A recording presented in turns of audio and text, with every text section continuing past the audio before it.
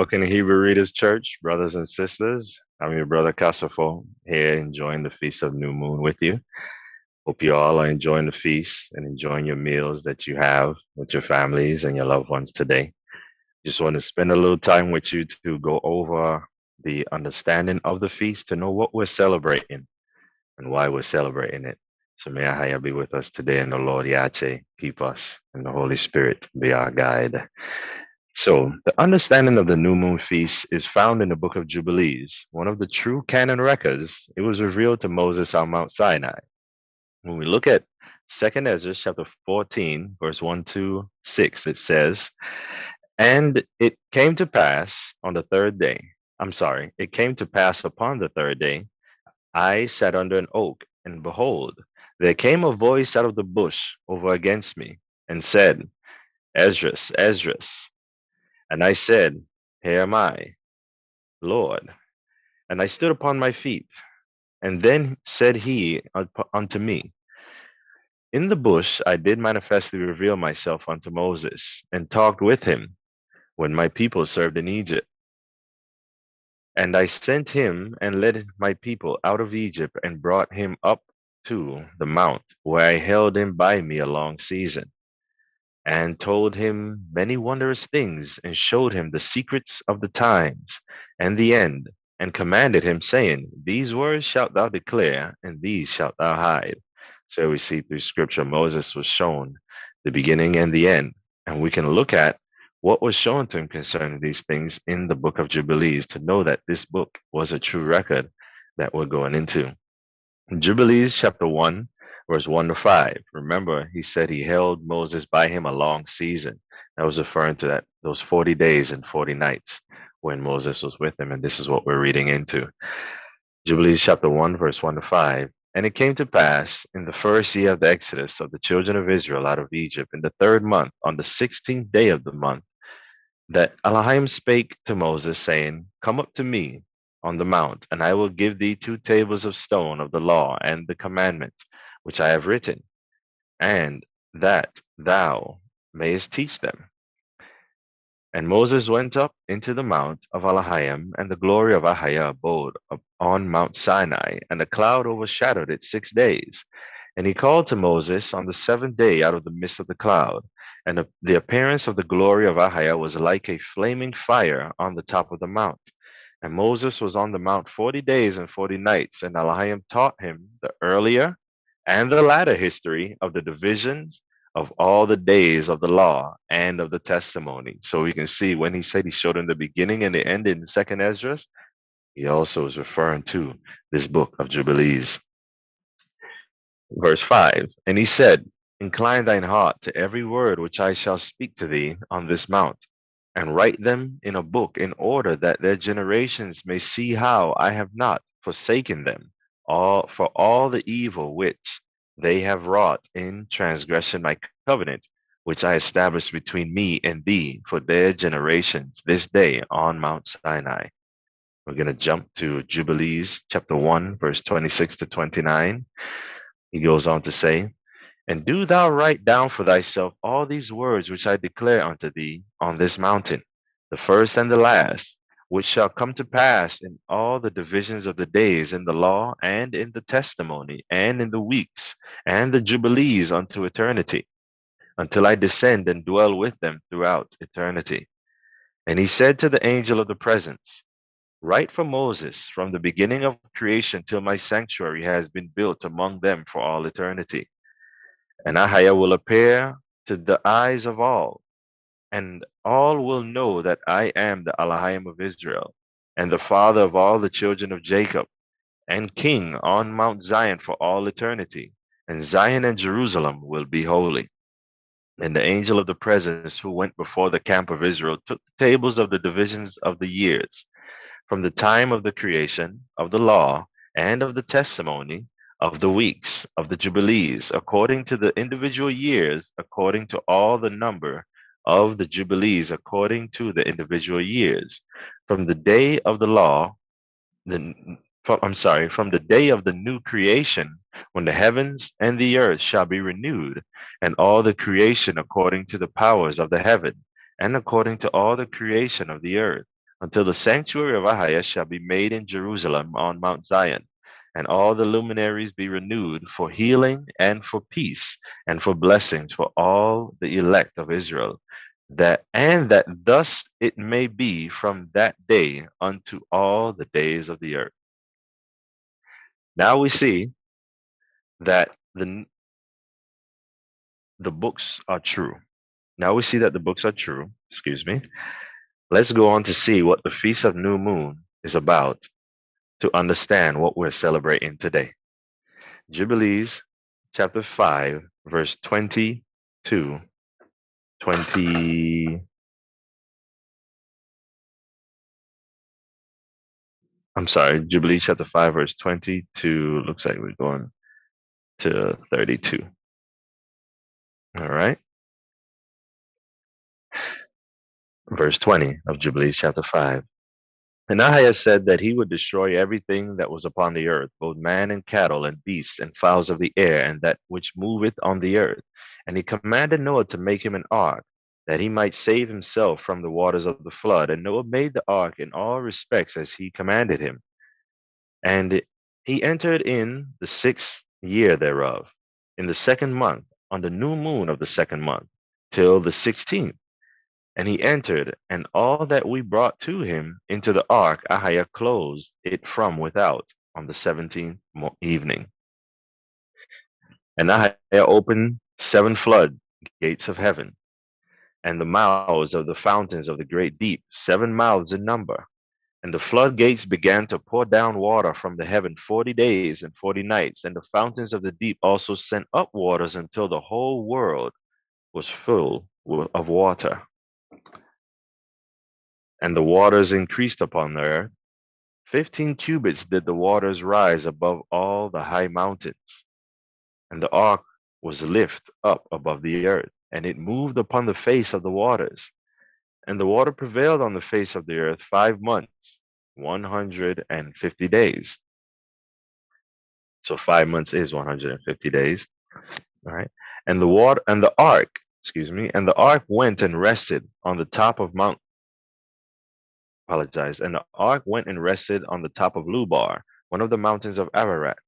And on the new moon of the 4th month, the fountains of the great deep were closed, and the floodgates of heaven were restrained. And the new moon of the 7th month, all the mouths of the abysses of the earth were opened, and the water began to descend into the deep below. And on the new moon of the 10th month, the tops of the mountains were seen. And on the new moon of the 1st month, the earth became visible. And the waters disappeared from above the earth on the 5th week, in the 7th year thereof, on the 17th day, in the 2nd month, the earth was dry. And on the 27th thereof, he opened the ark and sent forth from it beasts and cattle and birds and every moving thing. So we see that event. Noah got in the ark on the 2nd month, on the 16th, and the floods came. Everything happened in 5 months, and then everything was dried up a year later on in the 2nd month, on the 17th. Now we're going into chapter 6. We notice the events that happened on different new moons. Going into chapter 6, verse 1 to 4, it reads, And on the new moon of the 3rd month, he went forth from the ark and built an altar on that mountain. And he made an atonement for the earth, and took a kid and made an atonement by his blood for all the guilt of the earth. For everything that had been on it had been destroyed, save those that were in the ark with Noah.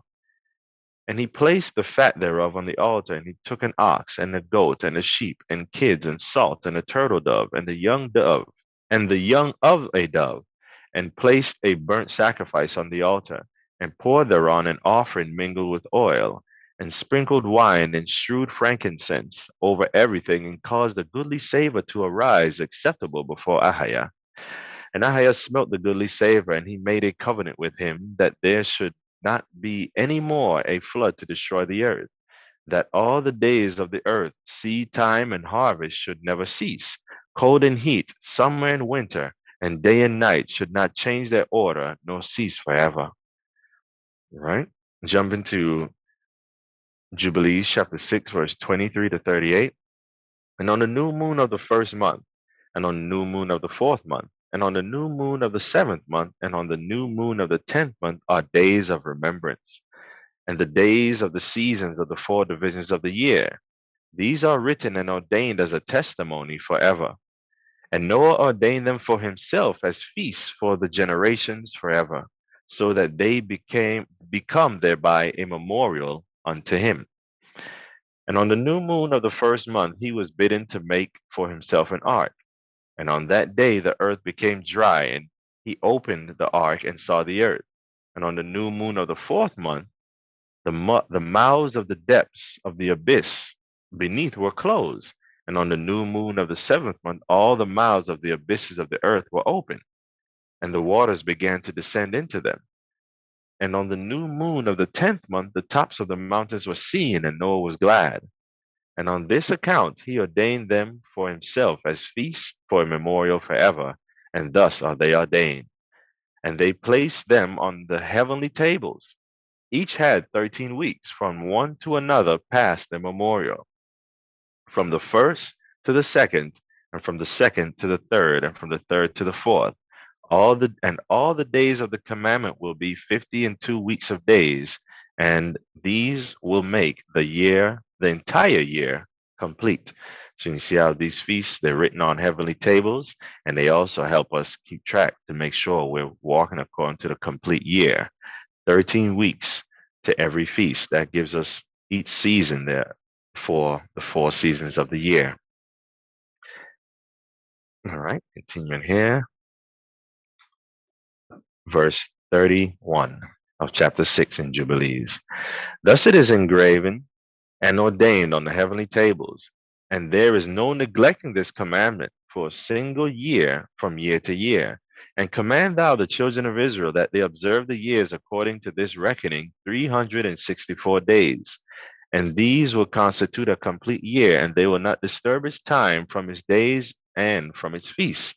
For everything will fall out in them according to their testimony, and they will not leave out any day nor disturb any feast. So now we praise Ahia for putting us on this track and remembering us that we don't disturb any days or any feasts according to the holy tables.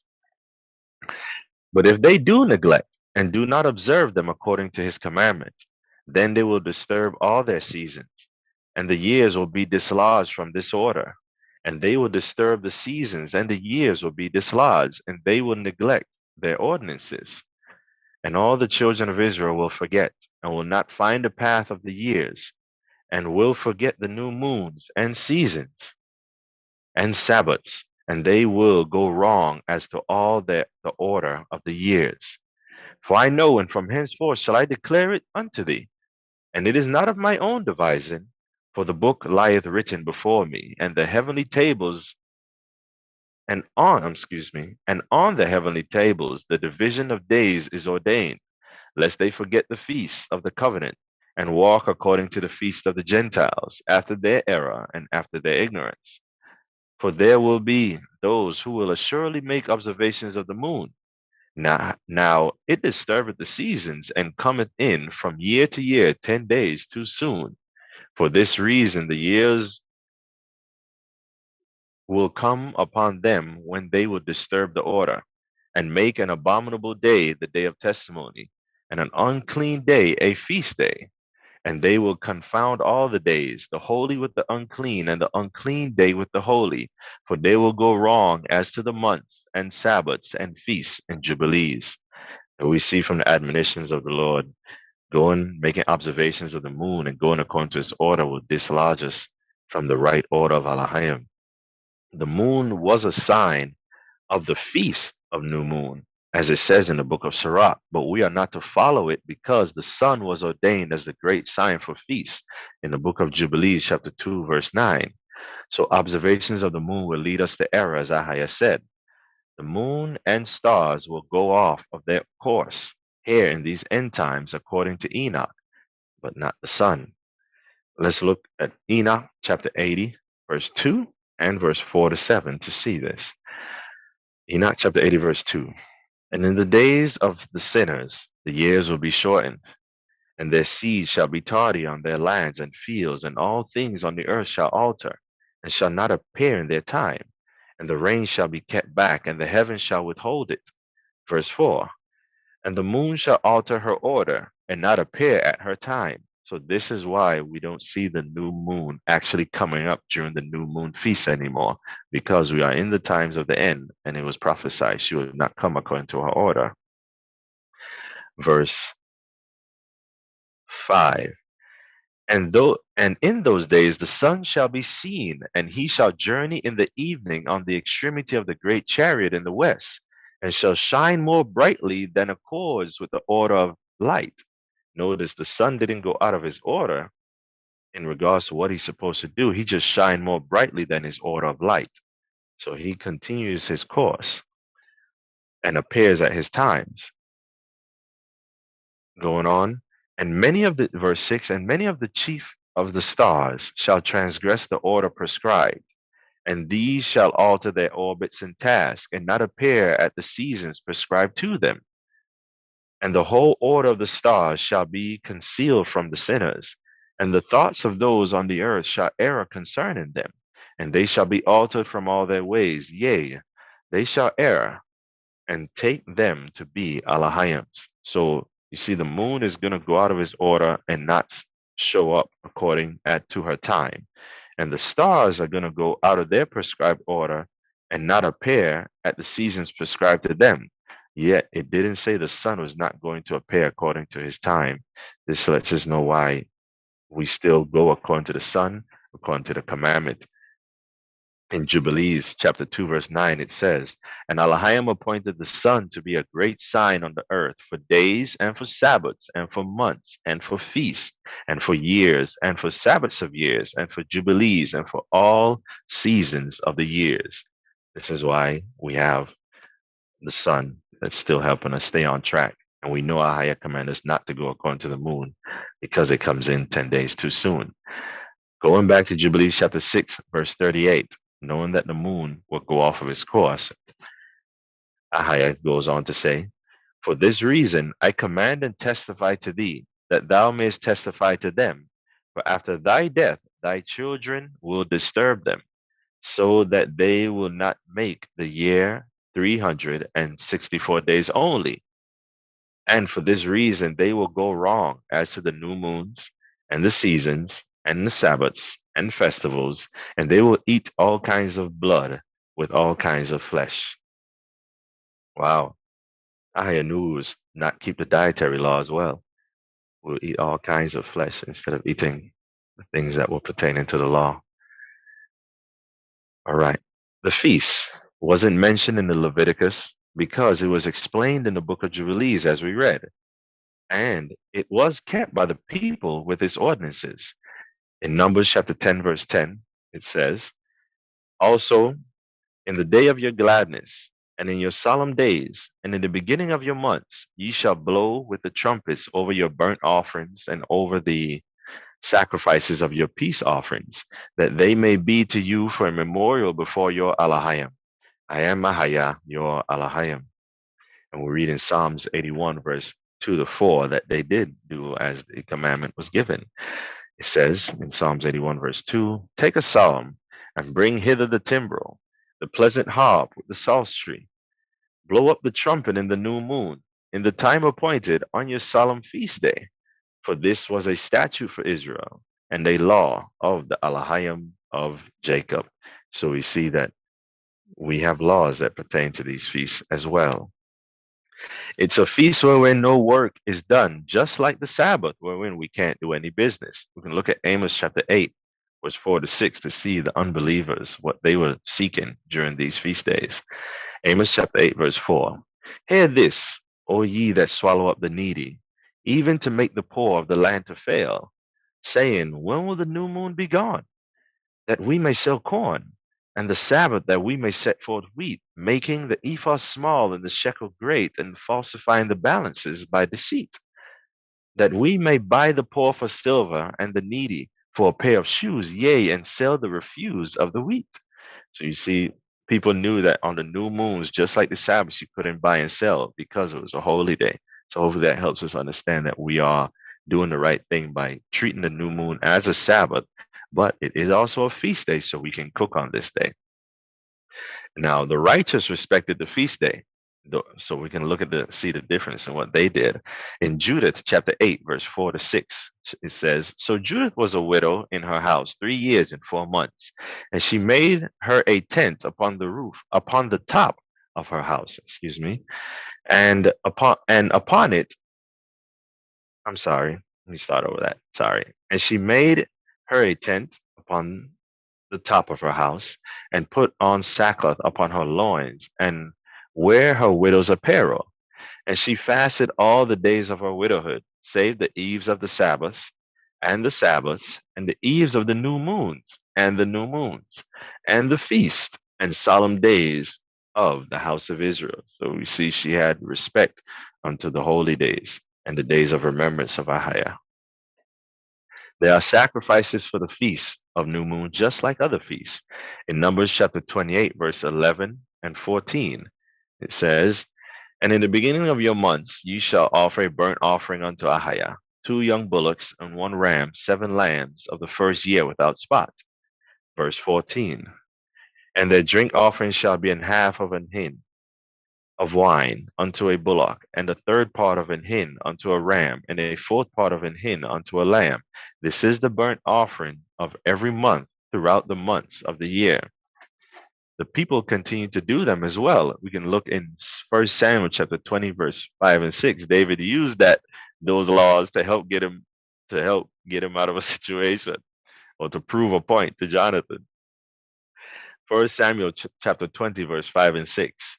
And David said unto Jonathan, Behold, tomorrow is the new moon, and I shall not fail to sit with the king at meat.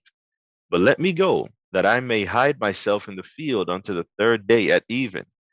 And if thy father at all miss me, then say, David earnestly asked leave of me, that he might run to Bethlehem, his city, for there is a yearly sacrifice there for all the family. Now there were sacrifices pertaining to the new moon. The people continue to keep the feast of the new moon in the New Testament as well. They just didn't obligate the people to do the sacrifices, because the body is of Christ's sacrifice. He took away that law of animal sacrifices, when the bloods of bulls and goats could not cleanse us by sacrificing himself, according to the scriptures. We're going to look at Hebrews chapter 9, verse 9 to 12, and chapter 10, verse 1 and 2, and verse 5 to 10 for understanding. Hebrews chapter 9, verse 9, which was a figure of the time then present, in which were offered both gifts and sacrifices that could not make him that did the service perfect, as pertaining to the conscience, which stood only in meats and drinks and divers watchings and carnal ordinances imposed on them until the time of reformation. But Christ, being come a high priest of good things to come, by a greater and more perfect tabernacle, not made with hands, that is to say, not of this building, neither by the bloods of neither by the blood of goats and calves, but by his own blood he entered in once into the holy place, having obtained eternal redemption for us. So we see how Christ has redeemed us, wherein the blood of bulls and goats could not. Hebrews chapter 10, verse 1 and 2. For the law, having a shadow of good things to come, and not the very image of the things, can never, with those sacrifices which they offered which they offered year by year, continually make the comers thereunto perfect. Notice the law is a shadow of good things to come, and we're going to understand what he's referring to here shortly. Verse 2, For then would they not have ceased to be offered, because the worshippers once purged should have had no more conscience of sins? Hebrews chapter 10, verse 5. Wherefore, when he cometh into the world, he saith, Sacrifice and offering thou wouldest not, but a body hast thou prepared me. Verse 6. In burnt offerings and sacrifices for sin thou hast had no pleasure. Verse 8.